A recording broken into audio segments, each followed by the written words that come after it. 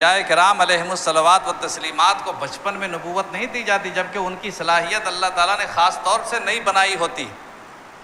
انبیاء کی جو صلاحیتیں ہیں، جو ان کے اندر کا جو ظرف ہے یا ان کی جو چیزیں، وہ عام انسانوں سے الگ بنائی جاتی ہیں۔ بظاہر وہ انسان ہوتے ہیں، بظاہر بشر ہیں، لیکن اندر سے جو تیاریاں ہیں، خود رسول اکرم علیہ الصلاۃ والسلام کے ساتھ جو واقعات بچپن میں ہوئے ہیں وہ آپ سب لوگ جانتے ہوں گے۔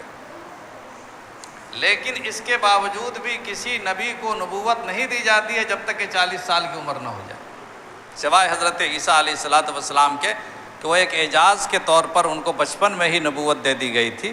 لیکن حضرت عیسیٰ علیہ الصلاۃ والسلام کے علاوہ کسی پیغمبر کو 40 سال سے پہلے نبوت نہیں دی جاتی۔ یہ نہیں کہ نبی پہلے بالغ نہیں ہو سکتا ہے، نبی تو اس کی نظر اور اس کا قلب اتنا زندہ ہوتا ہے بچپن سے ہی کہ دنیا کی طرف وہ مائل نہیں ہوتے، وہ لوگ ہمیشہ آخرت کی طرف اور دین کی طرف مائل ہوتے ہیں۔ لیکن اس کے باوجود بھی ایک دنیا کے لیے بطور نمونہ کہ 40 سال سے پہلے نبوت نہیں ملے گی۔ تو عقل انسان کو جب آتی ہے، جب انسان کو سمجھ میں آ جائے کہ ہم جو کر رہے ہیں وہ گھروندہ ہے،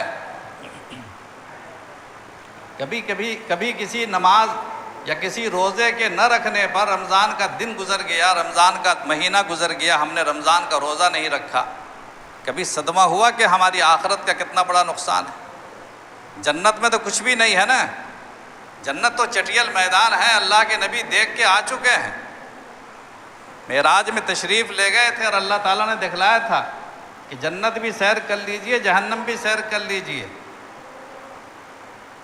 جنت اور جہنم جو ہے کچھ بھی نہیں ہے۔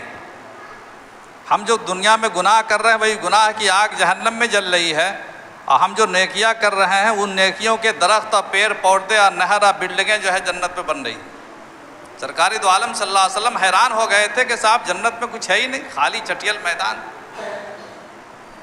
کہ دنیا کی زندگی اصل میں آخرت کی زندگی کی تیاری ہے، اور اس بات کی عقل جس کو آ گئی وہ بالغ ہے۔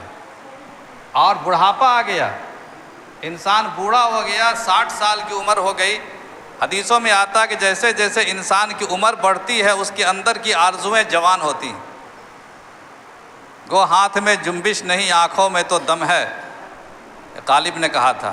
شراب اس کے سامنے لائی گئی، بالکل بوڑھے ہو گئے تھے، پیر فرتوت، ہاتھ ہل نہیں سکتا ہے، شراب کے جام کو اٹھا نہیں سکتے ہیں، تو کہا کم سے کم سامنے رہنے دو، آنکھ سے تو دیکھیں گے،